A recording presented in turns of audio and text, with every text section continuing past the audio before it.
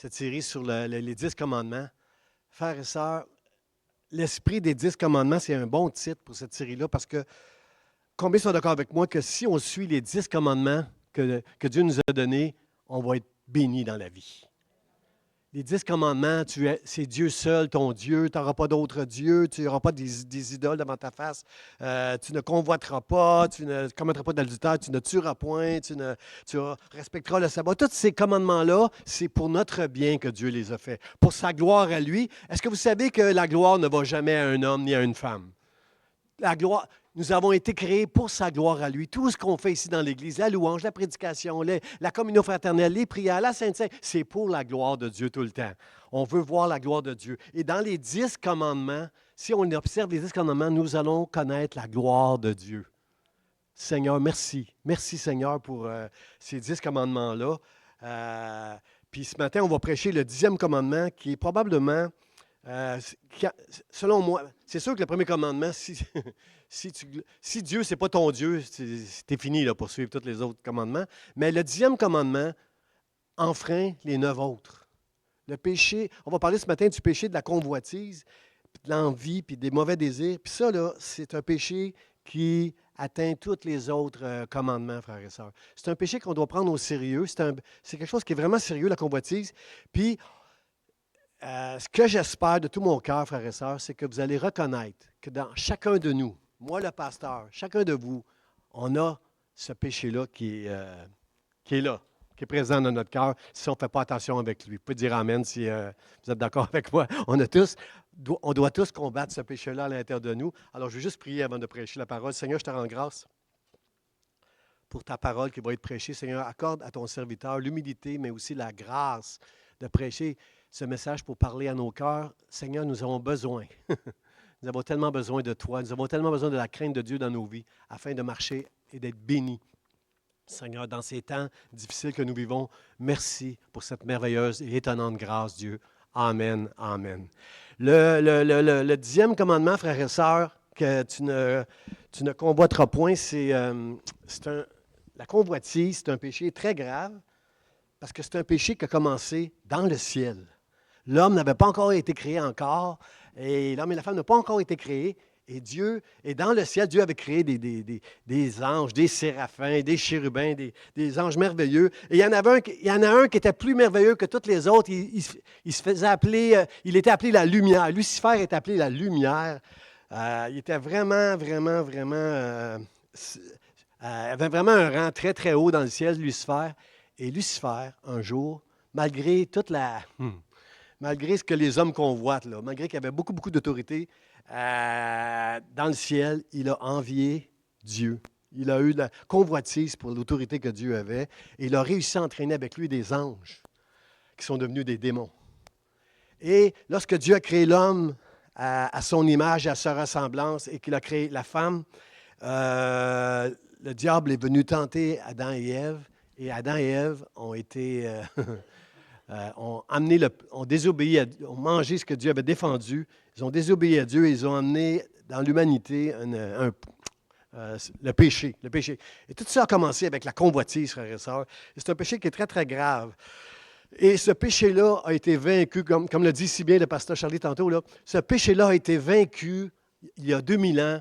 Dieu a fait une brèche dans l'humanité. Quand Jésus est mort sur la croix, il a brisé la puissance du péché dans nos vies. Nous avons pour ceux qui ont reçu la foi en Jésus-Christ, vous avez reçu l'assurance de votre salut éternel dans le ciel. Jésus a fait une brèche. Frères et sœurs, il n'y a pas d'autre que Jésus-Christ.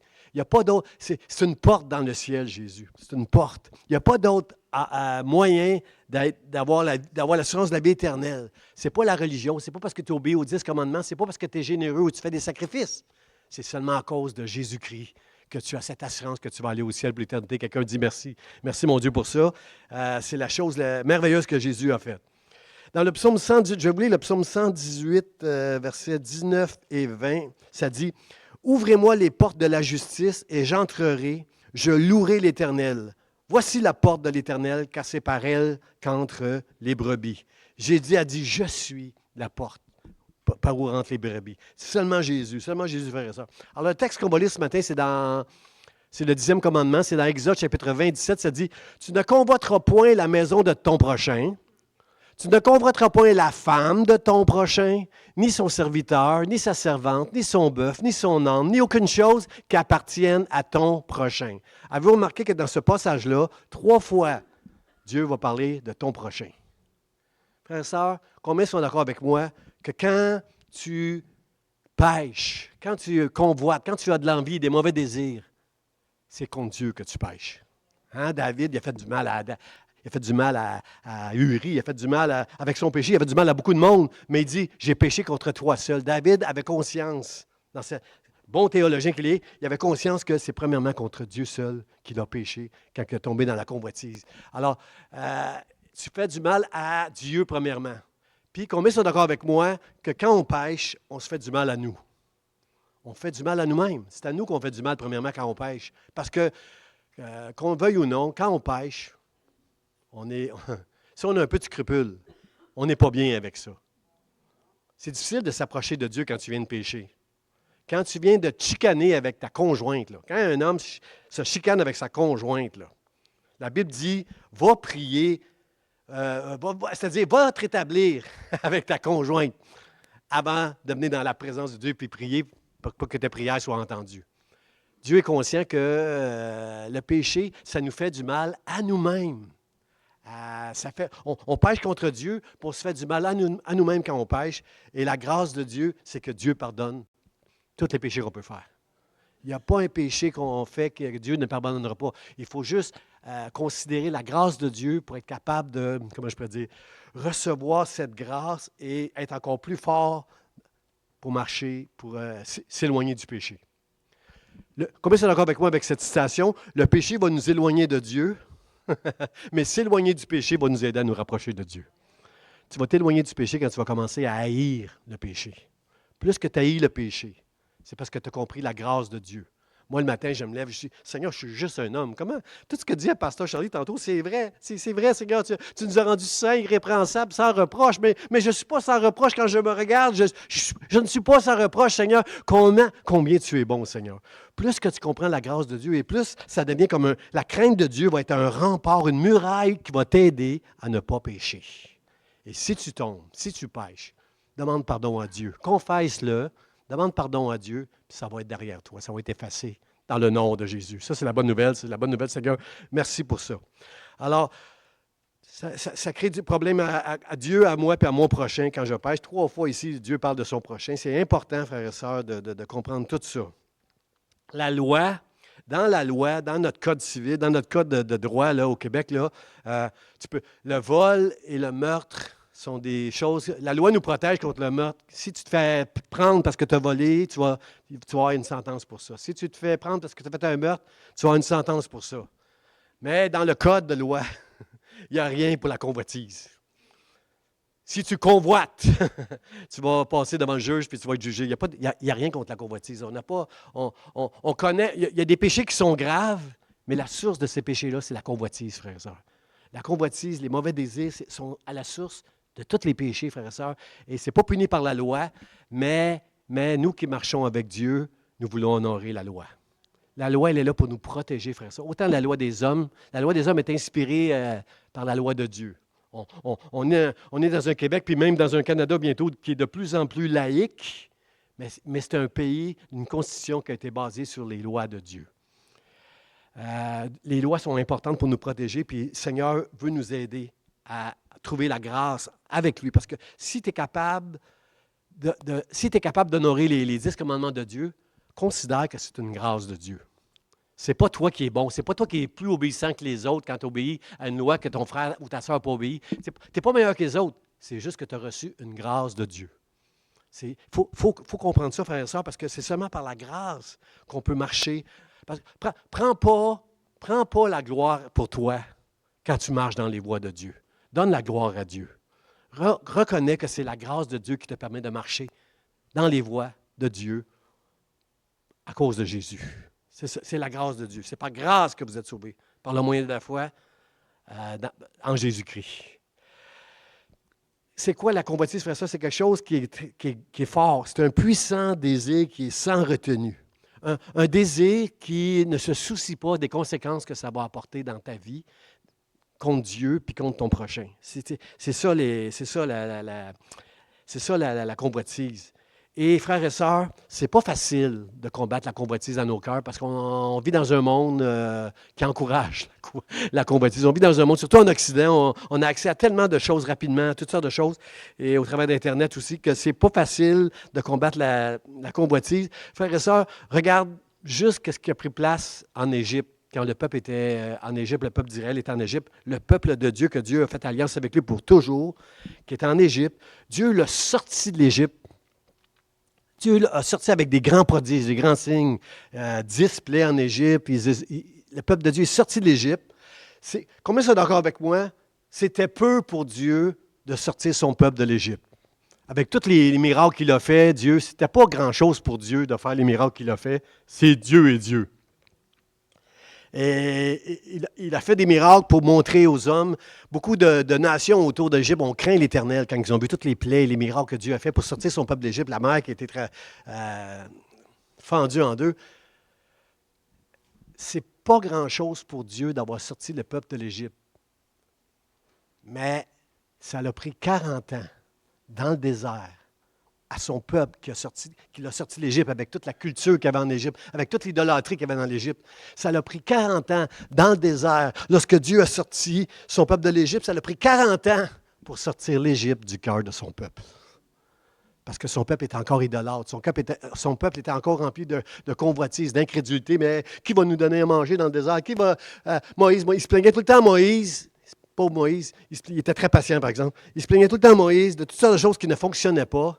Parce que l'amour du monde, l'amour de la culture d'Égypte était encore dans leur cœur. Ça a pris 40 ans, frères et sœurs, pour arriver un peu, pour un petit peu de résultats, pour se purifier leur cœur. Alors, Seigneur, aide-nous.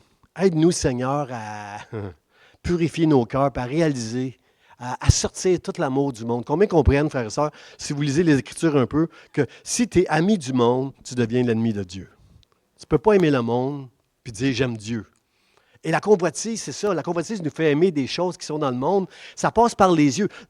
C'est notre chair qui pêche contre Dieu, notre chair qui est éloignée de Dieu, notre chair qui ne veut pas obéir à Dieu, notre chair qui pêche, mais ça passe par les yeux. On voit quelque chose puis on le veut. Puis c'est ça qui va nous faire pécher. Puis, frères et sœurs, on doit comprendre quelque chose de bien important que l'apôtre Paul nous enseigne dans la Bible. Paul va nous enseigner le contentement. Je n'ai pas eu un seul amen. Ça ne nous tente pas d'entendre ça, pasteur Jean. Paul dit, j'ai appris à être content dans l'état où je me trouve. Je suis dans l'abondance, moi je suis content. Je suis dans ça ne marche pas, je suis dans la disette, je suis malade, je suis en prison, je suis content. On veut pas entendre ça, frères et sœurs. Mais c'est quand tu es dans le contentement que tu ne seras pas tenté par la convoitise.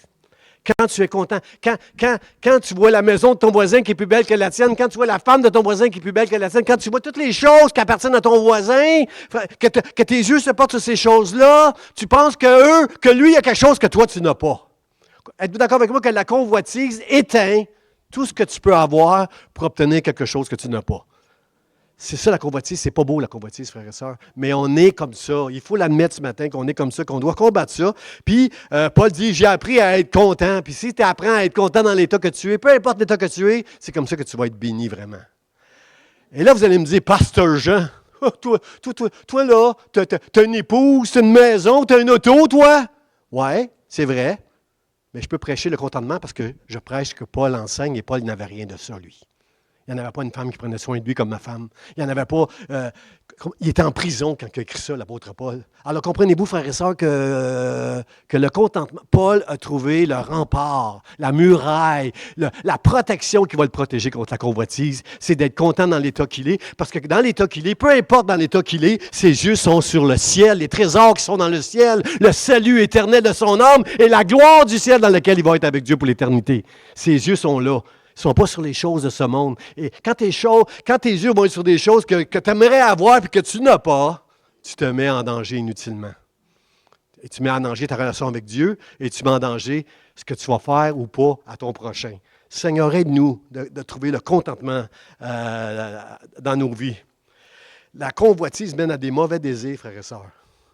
Combien sont d'accord? Quand j'ai connu ma femme à l'école, j'ai eu un coup de foudre pour elle. C'était un bon coup de foudre. Si quelqu'un connaît un peu mon mariage, dites amen. Dites amen. J'ai eu un très, très bon coup de foudre en mariant cette femme-là. On est depuis très longtemps ensemble. Là, je remercie Dieu pour toutes ces années de mariage. C'était un beau coup de foudre. Mais la convoitise, c'est un coup de foudre avec quelque chose qui n'est pas beau. La convoitise, c'est de convoiter quelque chose qui n'est pas à toi, qui n'est pas pour toi.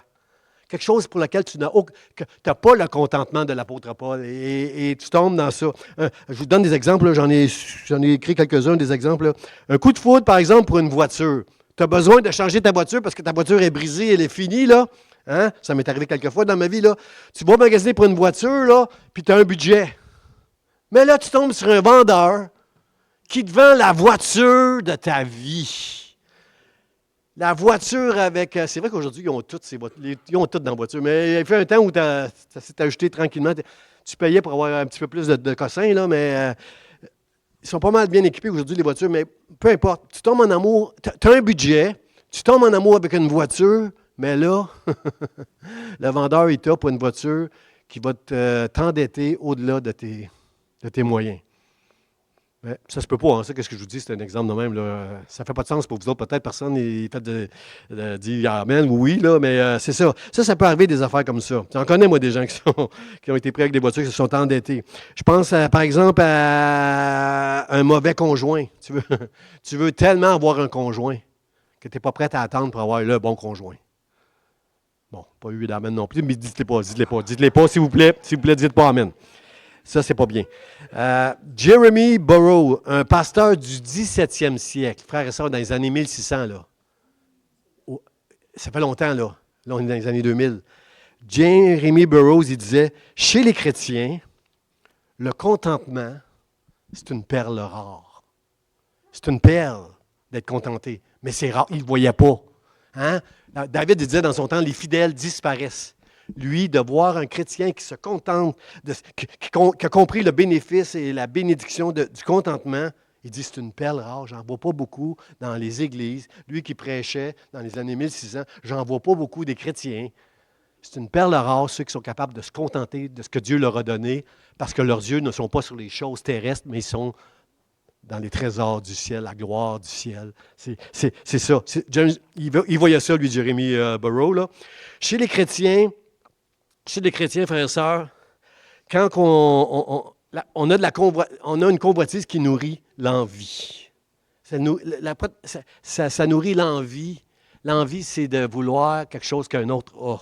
C'est plus que prendre quelque chose qui est défendu, c'est vouloir faire du mal à son prochain. C'est prendre quelque chose que Nicole, elle a quelque chose que moi, j'aimerais avoir, puis là, je veux son affaire. Je veux être bien habillé comme Madeleine, moi, le dimanche matin. Là. Comprenez-vous? La convoitise, ça va aussi loin que ça. Puis chez les chrétiens, ça peut être un ministère. On peut vouloir un ministère. Frères et sœurs, est-ce que je peux vous dire que Jésus nous a dit que les plus grands dans le royaume de Dieu, c'est les serviteurs, ce sont ceux qui servent. Ça paraît mieux quand on est en direct, en autorité dans un ministère aux yeux des hommes. Mais ce que Dieu élève dans le ciel, ce que Jésus a élevé, ce sont ceux qui servent et qui sont capables de se soumettre à ceux qui sont en autorité, parce que dans le ciel, bons et fidèles serviteurs, c'est la joie qu'il va y avoir de la part de Jésus-Christ pour tous ceux qui auront servi, soit devant les hommes dans la lumière ou dans l'ombre et dans l'obscurité. Personne ne sait qu'est-ce que tu fais, mais toi, tu le fais pour le Seigneur. Il y a une bénédiction puis une joie dans le ciel pour ça. Puis un jour, j'ai hâte, moi... Nous autres, on a l'impression que c'est les gens qui sont sur les tribunes qui vont être honorés dans le ciel. Moi, j'ai hâte d'être au ciel, de m'asseoir puis d'entendre des tribunes, des louanges. Notre frère Virgile qui est dans une résidence présentement, notre frère Virgile était ici 4-5 jours par semaine à aider Guy, à faire toutes sortes de travaux ici dans l'Église. Je veux dire merci Seigneur. Quand je vais visiter Virgile, j'ai été le voir vendredi, j'ai dit, Virgile, j'ai hâte d'être au ciel pour entendre les louanges. Puis lui, il est tout sourire, il ne comprend pas ça. Lui. Il a de la difficulté à croire ça. Là. Mais au ciel, tous ceux qui auront servi le Seigneur, ils vont avoir une joie dans le ciel. Et moi, j'ai hâte d'être assis. Et il y en a des personnes ici que je vois être assis longtemps pour entendre les louanges de Dieu pour chacun d'eux. Seigneur, merci pour les serviteurs. Merci, Seigneur, de nous donner une humilité, une grâce de saisir comment c'est bien de pouvoir te servir. Amen. Mon premier point, frère et sœur, c'est le pouvoir. Je veux prêcher le pouvoir de la convoitise. Le pouvoir de la convoitise. Ève, la Bible nous dit que dès le commencement sur la terre, Ève a vu, elle a vu le fruit que Dieu ne voulait pas qu'on mange. La Bible nous dit, elle le vit et elle trouvait qu'il semblait agréable à manger. Moi, je peux comprendre Ève. Moi, je peux comprendre Ève d'avoir un bon repas puis d'avoir hâte de le manger, qu'elle a l'air tellement agréable à manger ce repas-là. Ça allait tellement bon.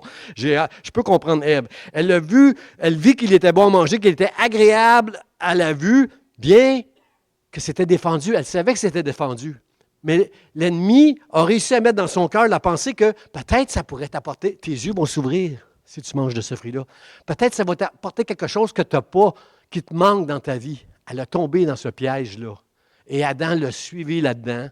Il aurait dû dire, non, hey, on va obéir à Dieu. Là. Non. Il a tombé là-dedans, Adam. Alors, quand ils ont péché, quand je l'ai dit tantôt que le péché, quand on fait un péché de convoitise, on pêche contre Dieu, puis on pêche contre nous-mêmes. Quand Adam a mangé le fruit, la Bible nous dit qu'il est allé se cacher dans le jardin. Dieu, la voix de Dieu se promenait dans le jardin, puis elle dit, « Hé, Adam, où es-tu? Puis là, il dit, « Je me suis caché parce que j'ai eu peur. » Tu ne peux pas être béni quand tu as péché. Tu dois être fâché contre toi quand tu as péché, et c'est ça qui va t'aider à te réconcilier avec Dieu. Ne dis pas, ne sois pas déçu des conséquences de ton péché.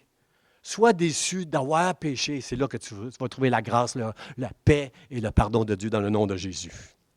L'exemple de ça, je vais vous donner, c'est avec Akan. Akan, quand dans le livre de Josué, quand ils sont rentrés dans Jéricho, Josué était très clair. On n'a pas le droit de rien. Dieu m'a parlé. On n'a pas le droit de rien prendre. Tout ce que vous allez voir qui va traîner là. Dieu va nous donner la victoire à Jéricho d'une manière miraculeuse. On va laisser la vie à Rahab et ceux qui vont être dans sa maison. Puis vous autres, vous n'avez pas le droit de prendre. Tout ce que vous allez ramasser, il faut l'amener pour Dieu. Pour Dieu. On va le donner en offrande à Dieu. Vous n'avez pas le droit de rien prendre pour vous. Et on sait dans l'histoire de Josué qu'Akan, il a vu des lingots d'or, un manteau de fourrure, puis des trucs là. Il a pris ces choses-là, puis il les a cachées dans sa tente. Et là, la Bible dit que tout le peuple a été frappé. Ils sont allés se battre tout de suite après à Haï, puis ça n'a pas marché. Ça a mal été. Et Dieu a révélé à Josué que pourquoi que ça va mal, là? Bien, c'est parce qu'il y en a qui ont péché en prenant des choses qui étaient interdites.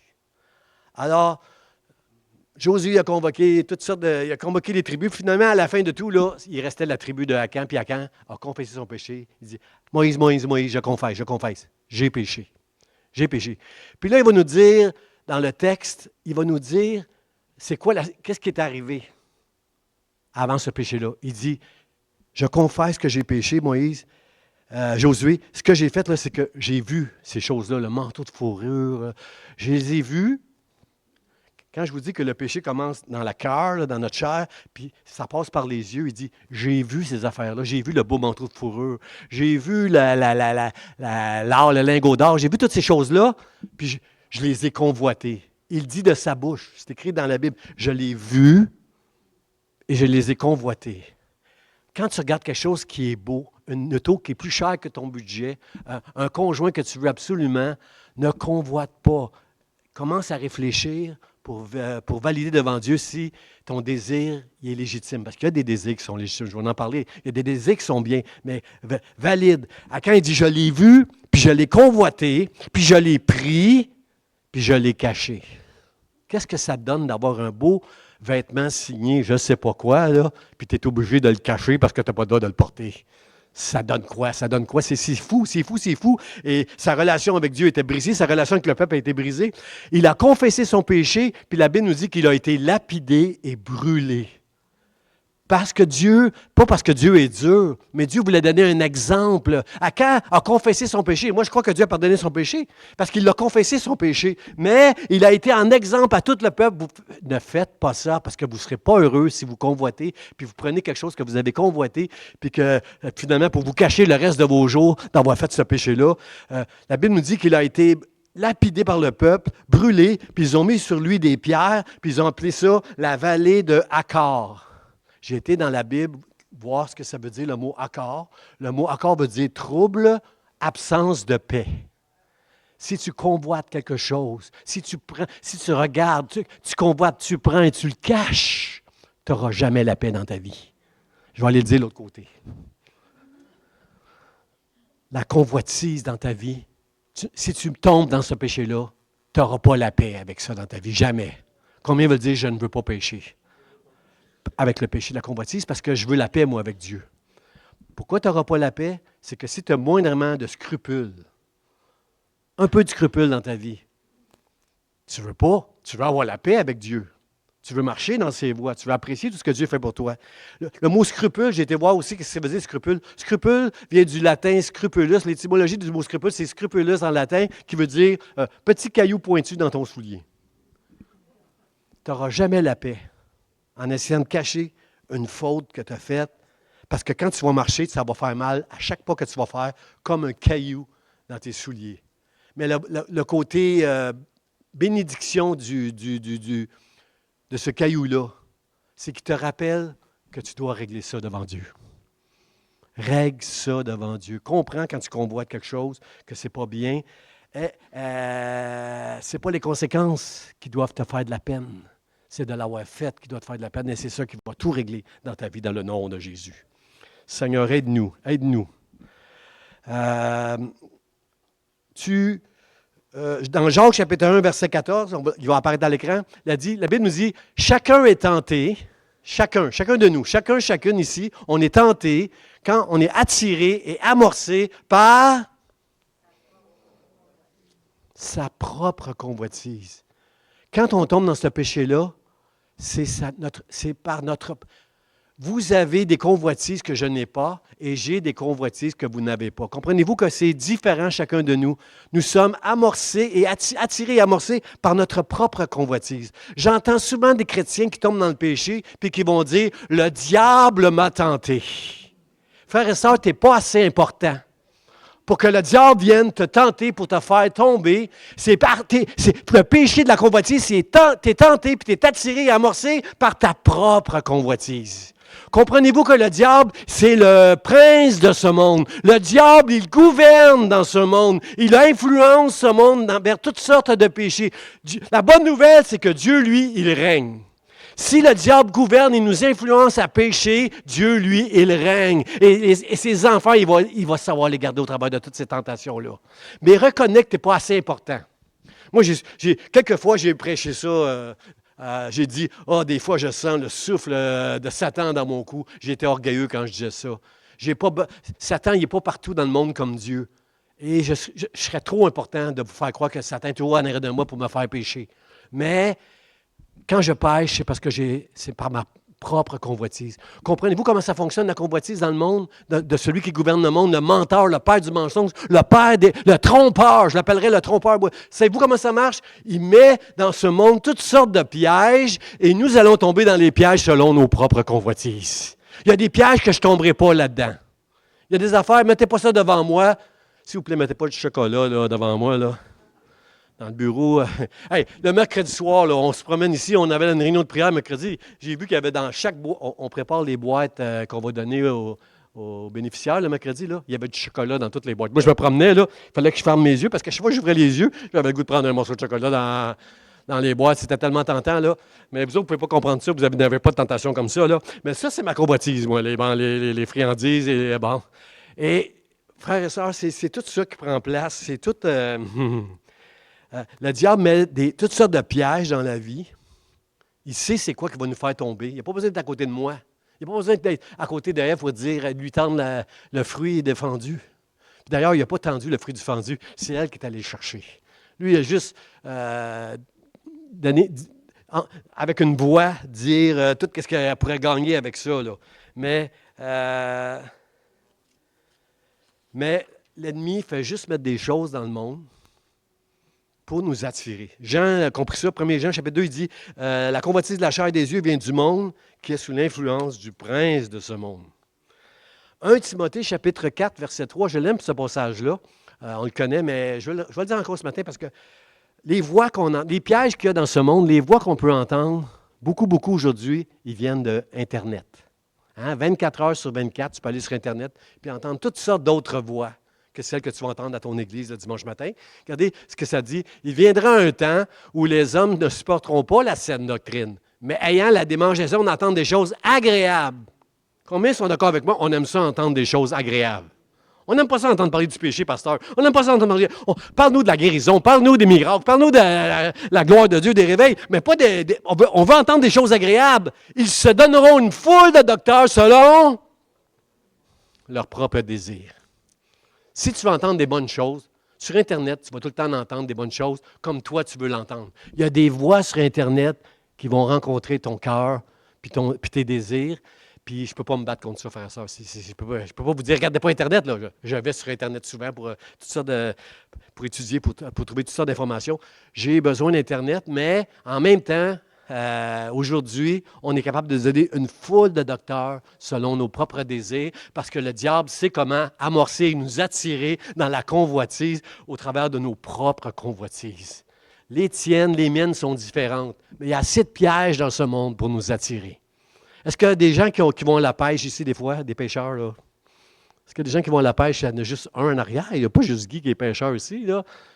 Francine, dans le passé, tu y allais, toi? OK, bon, je vais vous donner une illustration de pêcheur, là. Ça n'intéressera pas les autres, là. Francine, Guy, ça va vous intéresser.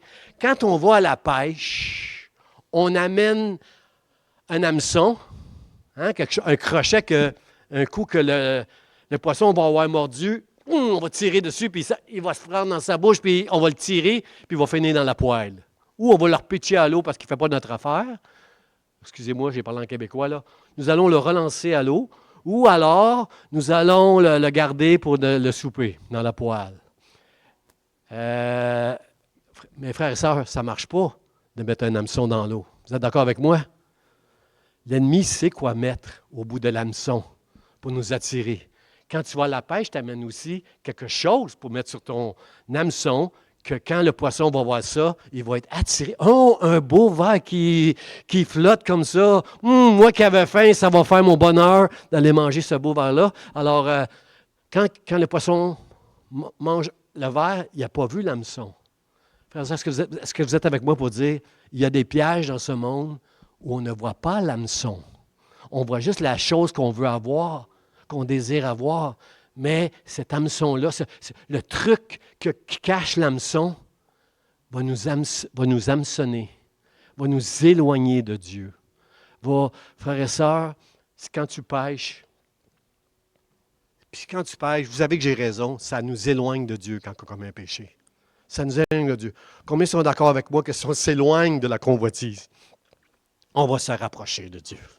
C'est ça qu'on veut ici à l'Église du d'Espoir. C'est ça qu'on veut au travers de Facebook. C'est ça qu'on veut, Seigneur. Aide-nous, Seigneur, à résister à tous ces hameçons-là. John Owen, je l'aime beaucoup, John Owen, il va dire ceci. Il va dire, la convoitise ne fait que révéler ce qu'il y a dans ton cœur. Quand la Bible dit que tu es attiré, quand Jacques dit que tu es attiré par ta propre convoitise, c'est ça qu'il dit John Owen. La convoitise, elle va révéler ce qu'il y a dans ton cœur. Ce que toi tu veux, si tu l'obtiens en prenant des mauvais chemins, c'est parce que reconnais que c'est ton cœur qui voulait ça. Dieu ne voulait pas ça, mais ton cœur le voulait, puis tu t'es laissé conduire par ton cœur. Êtes-vous d'accord? La Bible dit dans Proverbe 4, 23, ça dit « Garde ton cœur plus que toute autre chose ». Combien sont d'accord avec la sagesse du livre des Proverbes? Garde ton cœur plus que toute autre chose. Tout ce qui te plaît, tout ce que tu convoites, mets ça de côté. Garde ton cœur plus que tout parce que l'éternité est déterminée par ce que ton cœur désire. Combien veulent dire avec moi, Dieu, moi, c'est toi que mon cœur désire. Donne-moi l'intelligence et la sagesse pour te désirer toi et toi seul dans le nom de Jésus. C'est toi seul, Seigneur, que je veux dans mon cœur. Proverbe 6, 25 nous parle de l'étrangère, la femme étrangère. Ça dit, ne la convoite pas dans ton cœur pour sa beauté. David a fait ça. David a fait ça. Il n'était pas à la guerre. Il est sur son balcon. Il voit la belle Bathsheba qui prend son bain dehors sur un balcon. Et il l'a vu. Il l'a convoité. Il l'a pris. Puis après ça, il a essayé de cacher son péché, mais ça n'a pas fonctionné. Merci Seigneur pour Dieu qui a puni David, qui a eu des conséquences où il a vraiment souffert. Si tu regardes le psaume 51, David a vraiment souffert à cause de ce péché-là. Combien sont d'accord avec moi? Merci Seigneur quand je souffre, parce que plus que je vais souffrir, plus que je vais comprendre ton pardon, ta grâce, ta miséricorde, et plus ça va m'aider à marcher dans tes voies. J'ai pas eu Jésus un demi-amen.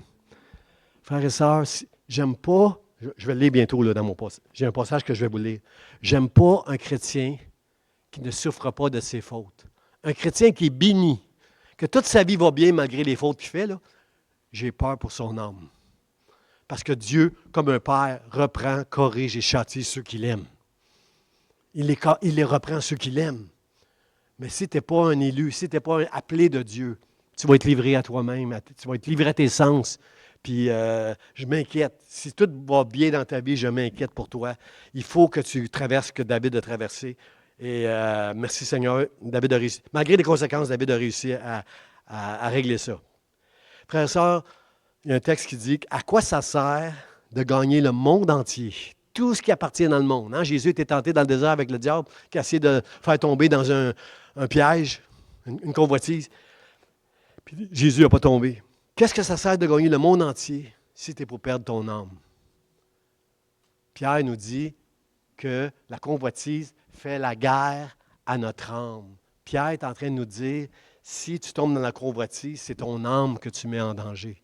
Comment veut le dire avec moi? Seigneur, aide-moi à haïr le péché plus que les conséquences encore. Et c'est comme ça que tu vas être rétabli. C'est comme ça que tu vas comprendre la grâce de Dieu. C'est comme ça que tu vas être béni et tu vas être capable de marcher dans les voies de Dieu quand tu vas arriver là. Mon deuxième point, frères et sœurs, j'en ai 2 points. Deuxième point, c'est briser le pouvoir de la convoitise. On veut briser le pouvoir de la convoitise. Est-ce que ça fait du sens pour vous si je vous dis que la ruse de l'ennemi, les tromperies de l'ennemi vont être... Le père du mensonge qui met des pièges par la ruse des tromperies. Combien sont d'accord avec moi que ces tromperies-là, ces pièges-là, vont être vaincus par la vérité? C'est la vérité qui va vaincre tous les pièges et les ruses du diable. La Bible dit, mon peuple périt parce qu'il lui manque la connaissance. On a besoin de lire la parole de Dieu tous les jours, frères et sœurs. Puis peut-être que vous allez lire la parole tous les jours. Il y a un frère qui me dit ça, des fois, pasteur, je lis la parole, puis quand j'ai fini, j'ai rien retenu. Non. Tu as lu la parole. Tu as lu la parole. Peut-être que tu n'as rien retenu là, mais Dieu t'a donné au Saint-Esprit quelque chose pour te parler dans la journée ou à un moment donné. Il y a un passage que tu as lu qui peut revenir un peu plus tard. On doit connaître la parole de Dieu. C'est la connaissance qui va nous aider à trouver la vérité qui va briser les pièges de l'ennemi. Matthieu, chapitre 8, le passage qui va apparaître à l'écran, c'est-tu Matthieu ou Marc? Ça va apparaître. Je crois que c'est Marc. Marc 8, 34, ça dit « Si quelqu'un veut venir après moi, qu'il renonce à lui-même. » Êtes-vous d'accord avec moi qu'en 2025, ce n'est pas facile de mettre ce passage-là en pratique? On va dans les églises, puis on veut tellement être béni, puis on veut tellement entendre que Dieu a une grande avenir pour chacun de nous. On veut tellement entendre des belles affaires, alors que Jésus nous dit que notre pire ennemi, c'est nous-mêmes, frères et sœurs. Je suis mon pire ennemi. Tu es ton pire ennemi. Si tu veux être un disciple de Jésus-Christ, si tu veux marcher dans les voies de Dieu, tu es ton pire ennemi. Une vraie conversion, c'est de renoncer à soi. Beaucoup de chrétiens de notre génération viennent à l'Église, traversent tout le processus jusqu'au baptême, mais n'ont pas appris à renoncer à eux-mêmes pour servir Dieu, à marcher avec Dieu. Frères et sœurs, on a besoin de ça dans notre génération, d'avoir cette crainte de Dieu, cette conversion qui va nous apprendre à renoncer à nous pour la gloire de Dieu. Êtes-vous d'accord avec ça? Notre moi, c'est notre problème, frères et sœurs. Quand on a des mauvais désirs, c'est notre cœur qui a des mauvais désirs. Mais je veux souligner qu'il y a des bons désirs. Les bons désirs sont légitimes, frères et sœurs. Je pense, par exemple, à qu'est-ce qui est légitime? Vouloir un conjoint, c'est légitime. Le problème, c'est n'importe qui. Pasteur, ça fait longtemps là, que je n'ai pas de conjoint, là, je ne suis plus capable d'attendre. Là. Ça, ce n'est pas une bonne raison pour prendre n'importe qui. Il faut que tu aies la paix avec Dieu, avec la personne que tu veux marier. Là. C'est important, ça, d'avoir un conjoint. Vouloir un conjoint, c'est très bien, mais pas n'importe qui. Parce que tu n'es pas n'importe qui, tu es un enfant de Dieu. Seigneur, aide-nous dans nos désirs légitimes. Avoir une maison, c'est Si tu es dans la saison pour t'acheter une maison, tu as les moyens de payer de faire les paiements, c'est une bonne décision, c'est un bon désir. Pas à n'importe quel prix. Alors, même chose pour une auto, j'en ai parlé tantôt. Aussi, la Bible dit, j'aime bien la Bible quand Paul dit que personne ne te juge pour qu'est-ce que tu manges. Rends grâce à Dieu puis mange.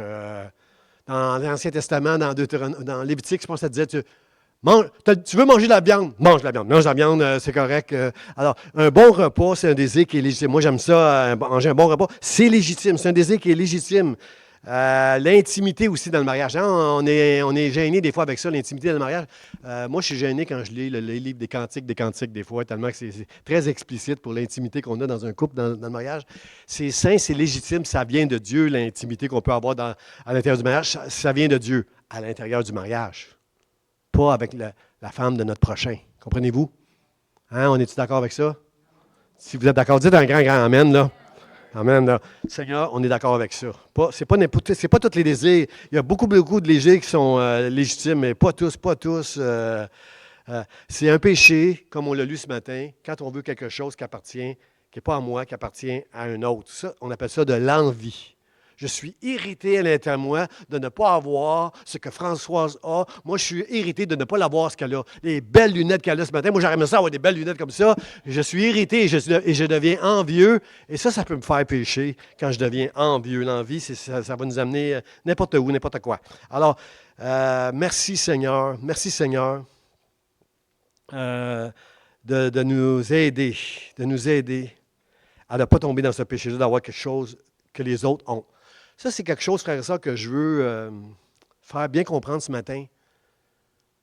Je vais vous lire un psaume. Je l'ai lu il y a quelque temps, un mercredi soir, il y a 2 semaines, un mercredi soir. Là. Je vais vous lire le psaume 73, frère et sœurs, juste quelques passages. Ce n'est pas à l'écran, là. Je vais vous le lire. C'est le psaume 73, un psaume d'Asaph. Ce qui est difficile pour nous, les chrétiens, frères et sœurs, c'est que des fois, on traverse des épreuves très difficiles. Hein? Je connais des hommes, des femmes dans cette Église qui ont des problèmes avec leur santé en ce moment. Il y en a qui ont des problèmes dans leur foyer présentement. Je connais des chrétiens qui traversent des moments très difficiles. Puis ça peut paraître difficile des fois, quand on traverse des moments difficiles. Êtes-vous d'accord avec moi que de voir des gens qui ne sont pas chrétiens, ils ont l'air tellement bénis, eux autres.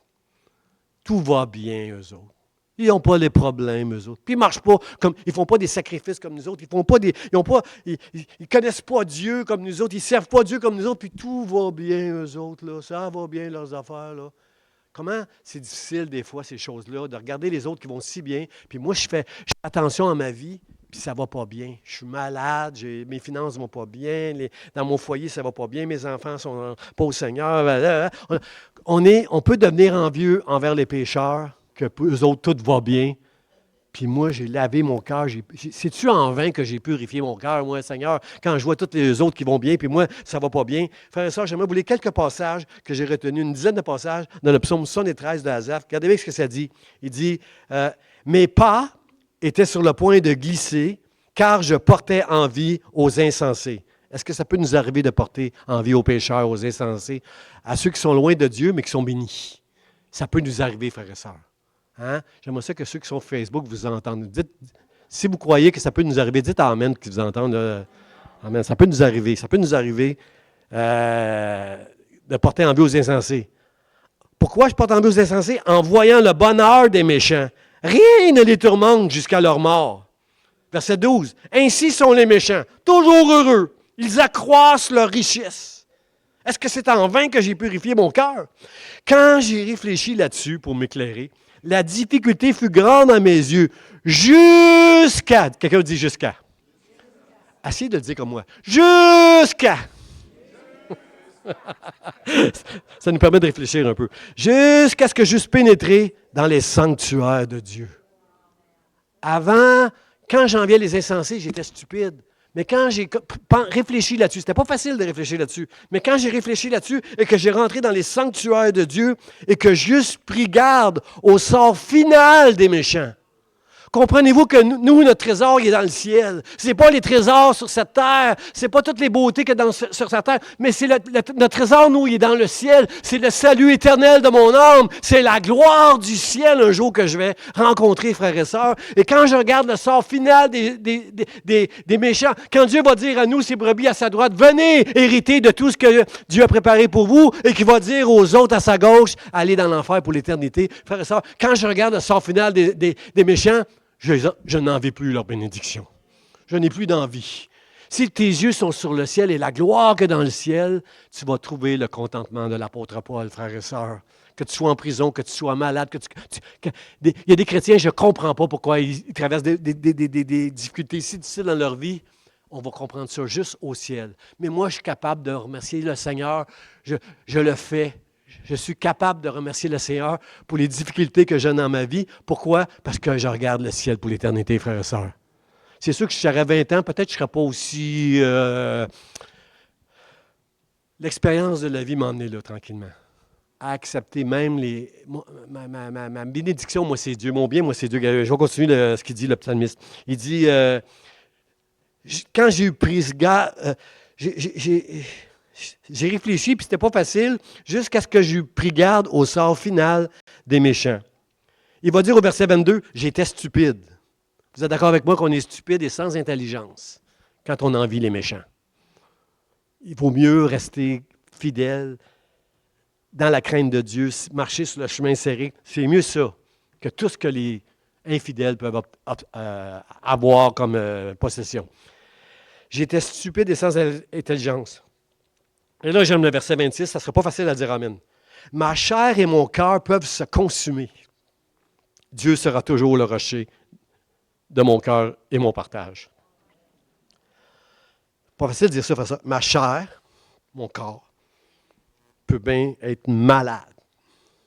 Mon cœur même peut souffrir et se consumer.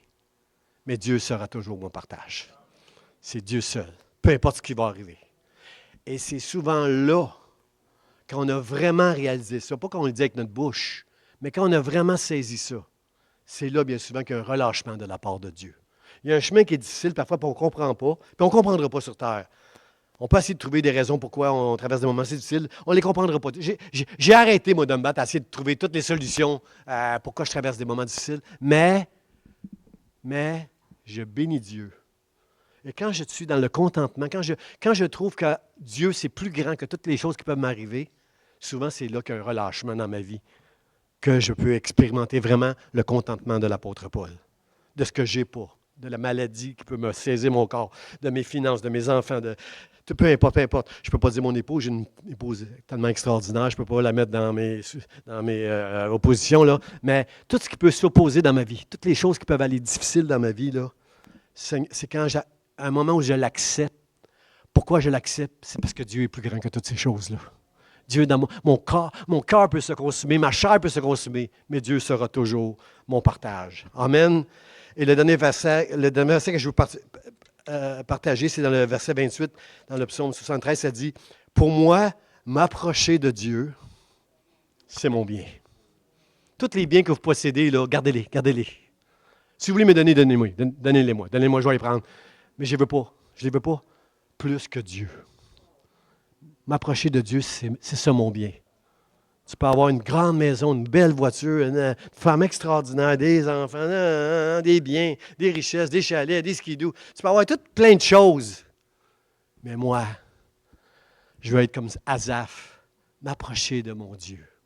C'est ça mon bien. Je le dis devant Dieu et je le dis devant vous autres. Parce que c'est ça le rempart qui va nous empêcher de tomber dans la convoitise et de nous éloigner de Dieu et de ne pas être bénis dans le nom de Jésus. Amen, amen, amen. Frères et sœurs,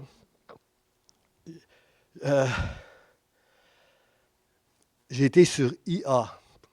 IA, c'est un logiciel d'intelligence artificielle qui fait une espèce de synthèse. Tu demandes, par exemple, parle-moi de la charité, par exemple. Il va nous faire une synthèse. Il va aller dans la Bible, il prend tous les versets, puis il fait une synthèse.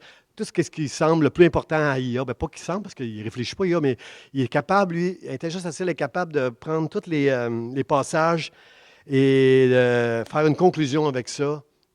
Puis, intelligence artificielle dit ceci, frères et sœurs. Je vais terminer avec ça avant le mot de la fin, là. La convoitise. J'ai demandé à IA, c'est quoi la convoitise, IA? C'est quoi un robot, là? C'est quoi? Il dit, ce sont des désirs qui sont contraires à la volonté de Dieu. Vous êtes d'accord avec moi?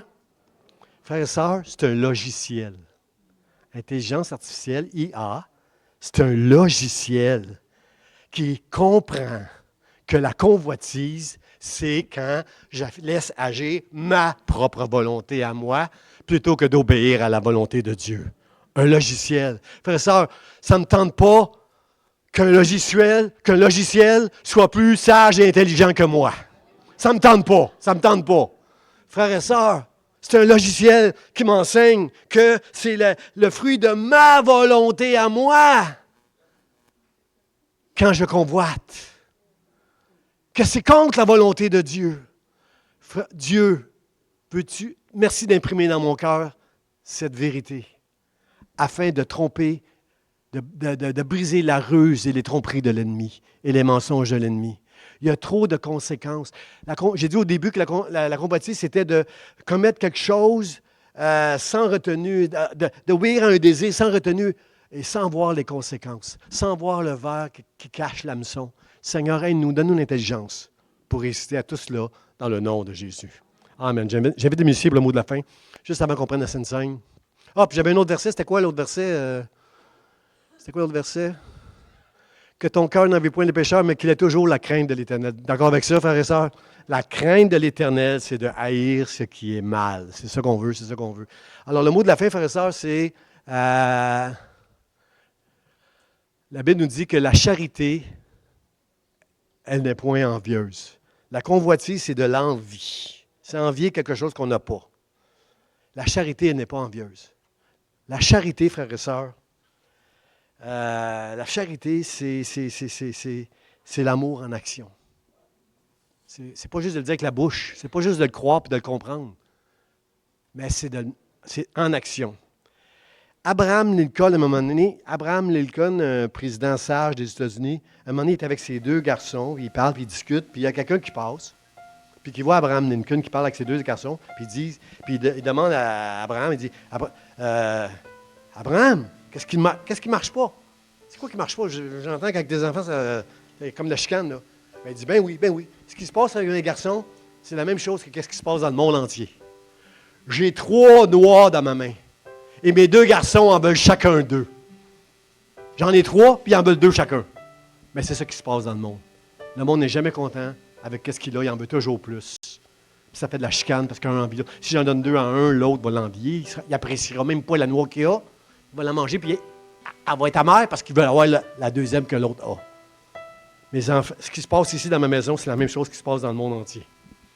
Frères et sœurs, je veux qu'on comprenne une chose en terminant cette série-là, que ce n'est pas d'obéir aux 10 commandements qui est le plus important, mais c'est de comprendre que c'est la grâce de Dieu qui va nous permettre d'obéir aux commandements, parce qu'on va trouver que dans les commandements, il y a une sagesse, il y a une bénédiction pour nous.